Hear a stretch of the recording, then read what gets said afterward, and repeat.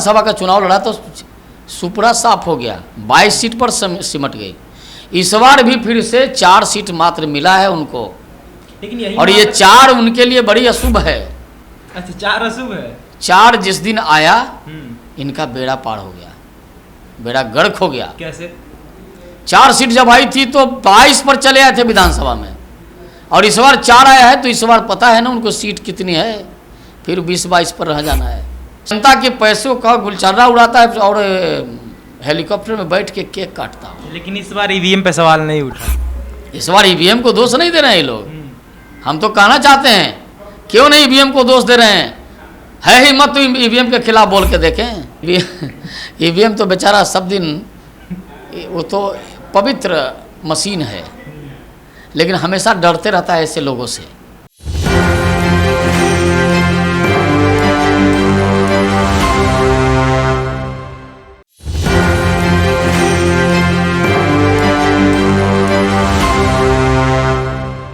नमस्कार, मैं नंदन, आप देख रहे हैं एक न्यूज़ 24। देखिए तो हमारे साथ जुड़े हुए हैं भाजपा बिहार प्रदेश के प्रवक्ता राकेश सिंह जी। बात करेंगे जिस तरीके से राहुल गांधी का बयान आया था कि बनारस से अगर प्रियंका गांधी अपोजिशन में खड़ी रहती नरेंद्र मोदी के तो जीत जाती, नहीं थी इसीलिए नरेंद्र मोदी जीते। ये अगड़ मगड़ की बात क्यों करते हैं? राहुल गांधी जी ही खुद लड़ लेते या प्रियंका जी को लड़ा देते, किसने रोका था? थोड़ी कुछ सीटें ना आ गई इतराए मत, भागना पड़ा था उत्तर प्रदेश से, वायनाड में जाके शरण मिला था। और ये जो बड़ी बड़ी बातें करने लगे हैं, कुछ सीटें क्या आ गई इतराने लगे। इतने दिनों से प्रियंका जी को क्यों ठग रहे हैं? पूरे देश भर में घूम घूम के प्रचार करते हैं। प्रियंका जी के साथ तो सोनिया जी का परिवार, राहुल गांधी, सब लोग अन्याय कर रहा है। पहले से चुनाव लड़ा देना चाहिए था, लड़ लेते। एक तो उनके साथ अन्याय हो रहा है, दूसरी तरफ तो हम ये कहना चाहते प्रियंका जी को तो छोड़ दीजिए, राहुल गांधी लड़ लेते, सोनिया जी लड़ लेती, सोनिया जी लड़ लेती, बिल्कुल पता चल जाता। कोई लड़ते हार के ही जाना होता। नरेंद्र मोदी और भारतीय जनता पार्टी पर लोगों का इतना विश्वास है, लोगों ने विश्वास जताया है। तीसरी बार सत्ता में आए हैं हम लोग लगातार, बिल्कुल 10 वर्षों तक प्रचंड बहुमत की सरकार थी। इस बार भी बहुमत की सरकार है, एनडीए के साथ हम लोग मिलकर। पहले 2 बार भी एनडीए के साथ ही प्रचंड बहुमत की सरकार थी, प्रचंड बहुमत मिला था, तो भी इस बार कुछ सीटें कम भी आई है, तो भी हम लोग एनडीए के साथ पूरी मजबूती के साथ लड़े, जीते, लोगों ने भरोसा भी जताया। लेकिन राहुल गांधी को अगर इतना ही मन था तो लड़ देते चुनाव, आगे भी चुनाव हारने वाला है। कोई सीट तय कर लेंगे, कहीं से लड़ा लें। अब तो 5 साल के बाद ही मौका मिलेगा फिर नरेंद्र मोदी जी के खिलाफ लड़ने के लिए, लेकिन उसके बीच में भी कई चुनाव होंगे। इच्छा होगी तो प्रियंका जी को लड़ा लें। पता अभी फिलहाल बात करते हैं विधानसभा पे। विधानसभा चुनाव को लेकर क्या रणनीतियां आप लोगों की है? क्या डर नहीं लग रहा है कि इस बार थोड़ा सा दिक्कत महागठबंधन पैदा कर सकती है? कोई दिक्कत नहीं पैदा कर सकती है। 4 सीट वाले 30 सीट वाले को डराएंगे? 4 सीट आया है ना। आज भी हमको उनसे 3 सीट अकेले भारतीय जनता पार्टी को बिहार में 12 सीट पर हम जीते हैं। 12 सीट जदयू जीता है, सब पता है उनको।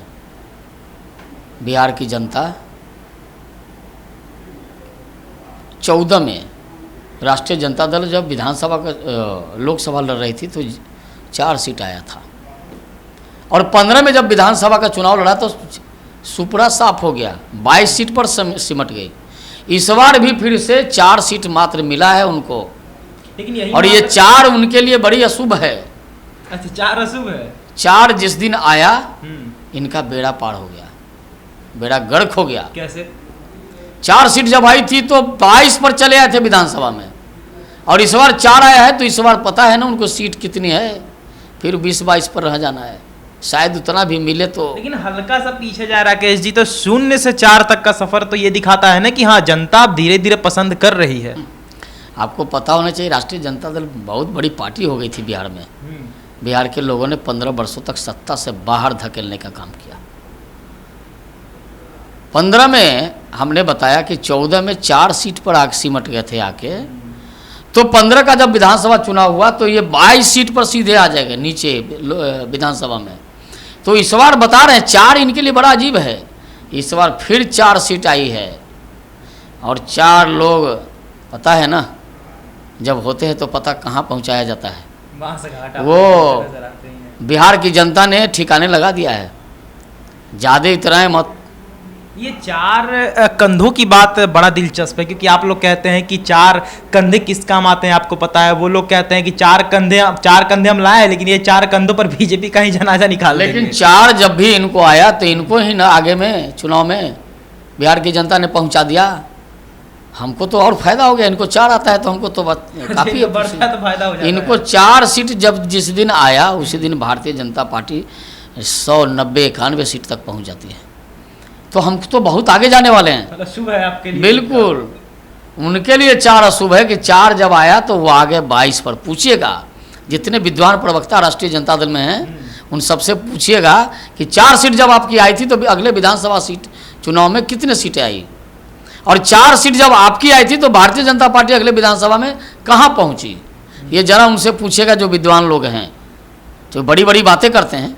कुछ सीटें क्या आ गई इतराने लगे। ये राहुल गांधी और ये तेजस्वी यादव दोनों सोना का चम्मच लेके पृथ्वी पर आए हैं। देश की जनता ने और राज्य की जनता ने धूल चटाने का काम बरसों किया है इन लोगों को। फिर यही स्थिति आने वाली है। हम तो कहते हैं थोड़ा इतराइए मत। हमारी सरकार तीसरी बार बनी, हम इतरा नहीं रहे हैं, लेकिन इनके 0 से 4 हो गए तो बहुत इतराने लगे।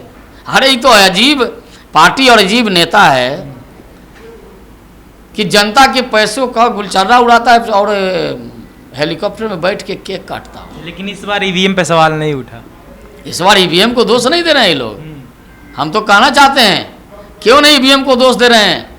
है हिम्मत तो ईवीएम के खिलाफ बोल के देखें। इस बार ईवीएम को दोष नहीं दे रहे हैं। डर था कि इस बार भी ईवीएम लपेटा में आ जाएगा। ईवीएम तो बेचारा सब दिन, वो तो पवित्र मशीन है, लेकिन हमेशा डरते रहता है ऐसे लोगों से, हमको फिर दोष देगा ये लोग। लेकिन ईवीएम ने इस बार ऐसा झटका दिया कि न इधर के रहे न उधर के रहे। अच्छा, बंगाल को लेकर क्या सोचते हैं आप? बंगाल बहुत हाथ से निकलते जा रहा है आप लोगों का, और बंगाल में मतलब पकड़ कैसे बनेगी? देखिए, बंगाल में जो सरकार चल रही है वो वही सरकार है जो बिहार में आज से 15-17 वर्षों की सरकार थी। लूट मचा हुआ है बंगाल के में, तो लोग त्राहिमाम कर रहे हैं, फिर भी सरकार तो वही बनती आ रही है। लूट मचा है, किसी को वोट डालने नहीं दिया जा रहा है। आप बूथ पर तो आप CISF सेंट्रल फोर्स लगा सकते हैं, गली में, मोहल्ले में, चौक पर, चौराहे पर कहाँ कहाँ पोस्ट डालेंगे। लोगों को घर से निकलने नहीं दिया जा रहा है। जो लोग वोट डाल लेते भी हैं तो उनको, उनके पूरे परिवार को पीटा जाता है। मतलब ताना आज पेपर में छपा, आज पेपर में देख रहे थे, किसी पेपर में पढ़ रहे थे, उसमें दिया है कि जो लोग वोट किए अभी तक भाजपा कार्यालय में छुपे हुए हैं, अभी तक अपने मोहल्ले में नहीं गए। ये स्थिति बंगाल में ममता बनर्जी ने किया है। लेकिन याद रहे, ये कम्युनिस्टों के 30 वर्ष तक शासन था, लेकिन बंगाल की जनता ने उखाड़ के फेंक दिया बंगाल की खाड़ी में। ममता बनर्जी को भी बंगाल की खाड़ी में डालने का काम बंगाल की जनता करने वाली है। बहुत ज़्यादा लूटपाट मत मचाए, बंगाल की खाड़ी में ममता जी को डाल देगा बंगाल की जनता।